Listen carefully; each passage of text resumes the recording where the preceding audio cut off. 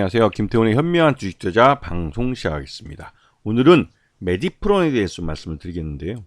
이 회사가 시장에 알려져 있는 것은 비마약성 진통제 임상 1상을 끝냈다는 것과 조기 치매 진단 키트를 개발을 해서 이게 의료 분야의 신기술로 인증을 받는 그걸 신청했다는 게 알려지면서 굉장히 유명해졌죠. 하지만 이 메디프론이라는 회사는 이름만 들어봐서는 뭔가 바이오 신약을 개발하는 그런 그 바이오 업종에 있는 회사 같지만 실제 이 회사의 매출을 일으키는 내용을 살펴보면 그냥 IT 기기와 소모품을 유통하는 회사입니다.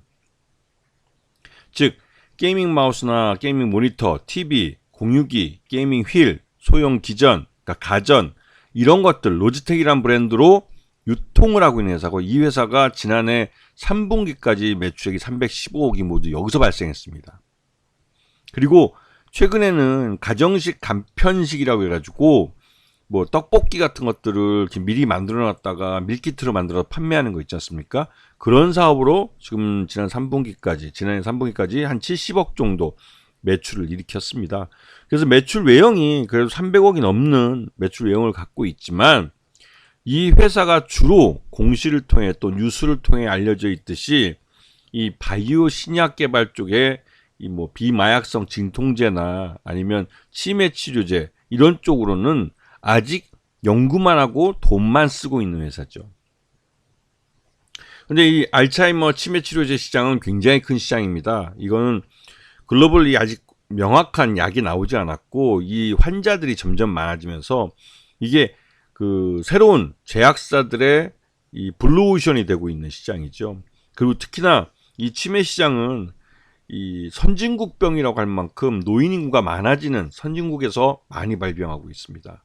그래서 선진국에서는 충분히 이러한 질환에 대한 의료비를 낼 준비가 돼 있고, 또 이런 환자들이 많이 발생하고 있기 때문에 굉장히 시장 성장도 빠르고 또 그렇게 큰 시장이기 때문에 여기에 달려드는 다국적 제약사들이 점점 많아지고 있죠.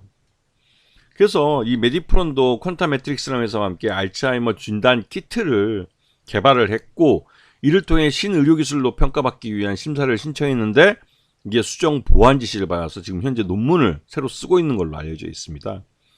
그래서 이 알츠하이머병 조기 진단 보조 키트가 왜 중요하냐면, 이 알츠하이머도 조기에 발견되면 될수록 그 치료의 가능성이 높아지는 거죠. 그렇기 때문에 이러한 그 알츠하이머병에 대한 조기 진단에 대한 여러 가지 그 시도들이 있어 왔지만 아직까지 명확하게 이 시장에 내놓을 만한 상품이 없는 겁니다. 굉장히 시장을 먼저 점유하기 위한 시도를 하는 거라고 하지만 여전히 그 이런 객관적인 그 연구 성과에 대한 이 검증이나 이런 부분은 굉장히 좀 약한 부분이 있죠. 그리고 이 회사가 앞에서 살펴봤듯이 이 포괄손익계에서 3분기까지 봤을 때 작년 3분기입니다. 지금 386억 정도 매출을 일으켰지만 영업손실도 발생하고 있고, 당기순손실은 이 파생금융상품 평가손이 발생하는 바람에 100억대가 넘는 손실을 보고 있죠. 이 파생금융상품은 딴 게 아니라 전환사채가 말 그대로 낮은 가격에 전환되면서 그 차익 때문에 발생하는 당기순손실이기 때문에 지금 당장 회사 내부의 돈이 외부로 빠져나가는 그 현금 유출이 없는 손실이긴 하지만, 이 뜻은 기존 주식을 갖고 있는 주주들에게는 굉장히 불리한 거죠. 왜냐하면 기존의 주주들은 지금 시장가로 주식을 샀겠지만 이 전환사채를 투자한 투자는 예전에 투자했기 때문에 훨씬 더 낮은 가격에 투자를 했고, 그 낮은 가격에 전환을 해서 지금 시장에다 바로 때려버리기 때문에 그만큼의 차익을 먹는 겁니다. 그래서 기존 주주들한테 굉장히 불리하고 이 전환사채를 투자한 사람들에게는 굉장히 유리한 거죠. 근데 이 회사의 최대주를 보시게 되면 T-사이언티픽이 최대주로 올라 있고, 그다음에 EN 코퍼레이션은 회사가 지금 주요 주주로 올라와 있습니다. 근데 이 T-사이언티픽의 최대주는 뭐 김상호 대표가 맡고 있는 그 위지트라는 회사죠. 이게 굉장히 복잡하게 얽혀 있고 이 상장사들 이름에 김상호 대표 이름이 다 들어있기 때문에 김상호 대표가 이 시장 내에서는 이 상장사들을 그 문어발로 인수를 해서 이게 기업 사냥꾼이 아니냐라는 말이 나오고 있고, 또 이 인수한 업체들이 하나같이 전환사채를 많이 발행해놔서 대부분이 이 바생금융상품 평가손이 발생하고 있는 회사들입니다. 대부분 실적들이 안 좋죠. 그리고 이 지금 전환사채를 보시게 되면 1회차가 이제 1167원에서 983원으로 이 조정되면서 주식수가 839만 주가 앞으로 쏟아져 나올 예정입니다. 이거는 아무 때나 이 1월 2일부터 이제 조정가액을 적용할 수 있기 때문에, 그러면 이제 983원에 행사를 하면 지금 시장의 주가랑 그 차이만큼을 먹을 수 있는 거죠. 그리고 11회차 같은 경우도 983원으로 됐고요. 이것도 역시 1월 2일부터 행사할 수 있습니다. 그리고 그 12회차 같은 경우는 1047원인데 이거는 작년 11월 24일부터 적용이 가능한 거죠. 그래서 이 회사는 나중에, 그러니까 2회차, 12회차 같은 경우는 나중에 994원까지 그 하락을 인하시킬 수 있기 때문에 뭐 추가적으로 더 하락할 수도 있겠지만, 지금 앞에 더 많은 423만 주와 839만 주의 이 주식들이 뭐 말 그대로 983원에 전환돼서 시장이 나올 수 있기 때문에 이제는 주가를 끌어올릴 방법을 찾아야 되는 겁니다. 그래서 이 회사들 같은 경우는 이 메디프론의 모회사가 T사이언티픽이고 그 위에 위지트가 있고 그 위에 아까 말했던 이 김상우 씨가 있는 거죠. 이 김상우 씨가 모든 이 회사들의 가장 상위에 있는 이 그룹의 지배자입니다. 그렇기 때문에 이게 머니게임이 아니냐라는 말이 나오는 거죠. 대부분의 이 업체들은 별로 실적이 그렇게 좋은 회사들은 아니죠.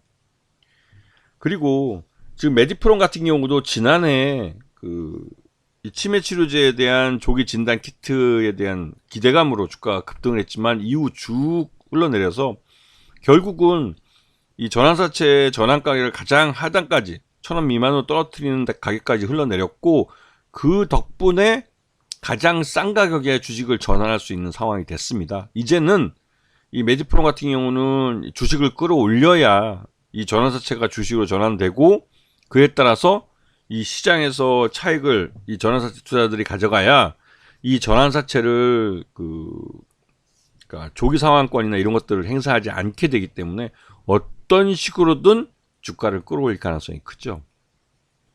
이거는 전환사채를 많이 발행해 놓은, 아까 보시면 1회차가 있고 12회차, 11회차 12번 정도까지 이 전환사채를 발행했다는 소리입니다. 그러면 그러한 전환사채를 많이 발행했으면 그 각각마다 투자자들이 있을 거고, 그 각각마다의 투자자들이 전환 가격이 다 다르기 때문에 그 사람들이 주식을 전환했을 때 차익을 볼 수 있을 만큼 주가를 끌어올릴 가능성이 크죠. 그래야만 메디프론이 살아남지, 안 그렇다면 이 원금을 갚아달라고 요구할 경우에는 굉장히 큰 돈이 또 들어가기 때문에 또 차환 발행을 하거나 그래야 될 필요가 있습니다. 네. 그래서 이렇게 이 사업을 하는 데 있어서 자기 주력 사업에서 흑자를 내지는 못하는데 이 전환사채를 발행해서 계속 시장에서 자금을 조달하는 업체들은 조심하셔야 돼요. 말 그대로 한계 기업이 돼 있을 수도 있습니다. 특히 지금처럼 시장 금리가 비싸서 이런 웬만한 부실 기업에는 잘 투자하지 않습니다. 즉 차환 발행도 어렵기 때문에 이 전환사채들을 주식으로 전환시키지 못하면 말 그대로 이제 최악의 상황에 내몰릴 수도 있는 거죠. 반대로 말하면 주식으로 전환시키기 위해서 어떠한 호재든 던져야 됩니다. 또 그런 호재들을 말 그대로 이제 바이오 쪽에서 뭐 비마약성 진통제나 아니면 치매 진단 키트나 이런 걸 통해서 이슈를 만들어내기 때문에 그런 걸 통해서 어떻게든 주가를 끌어올리게 할 가능성이 크죠. 근데 이런 부분들을 지금 주목해서 보셔야 됩니다. 머니게임이란 게 다른 것보다도 그 회사가 자기 사업에서 돈을 버는 것보다는 이 전환사채나 이런 걸 통해서 시장에서 자금을 조달해서 그 상장만 유지해가는, 그러다가 어느 타이밍에서 전환사채의 전환가격이 가장 낮췄을 때 그때부터 이제 호재성 재료를 내놓으면서 이 전환사채 투자자들이 돈을 벌어갈 수 있게 만들어주는 거. 그래야 그 돈 갖고 다음에 또 전환사채에 투자해 주는 거죠. 그렇기 때문에 이렇게 자기 사업에서 적자를 내면서 또 전환사채를 자주 많이 발행하는 회사들 같은 경우는 전환사채 전환가격을 최하로 바꿀 수 있는 그 확인하시고 보시기 좋고, 일반 개인 투자자들은 아예 그냥 이제부터 이제 여기 장대 양봉 같은 거 나오는 경우도 있을 텐데요. 그런 거에 신경 안 쓰는 게 좋습니다. 왜냐면 나보다 먼저 싸게 주식을 팔아먹을 상대들이 내 앞으로 줄을 쭉 서 있는 걸 보시게 될 거기 때문에 그렇죠. 그래서 뒤늦게 이런 장대 양봉을 보고 뛰어든 투자자들은 대부분 다 상투에 물릴 가능성이 커져 버리는 거죠. 이런 종목을 주의하라고 말씀을 드리는 거고, 이런 종목이 왜 주의해야 되는지 그 이유를 설명을 드리는 겁니다. 아시겠죠? 자, 오늘 방송 여기서 마치겠습니다. 감사합니다.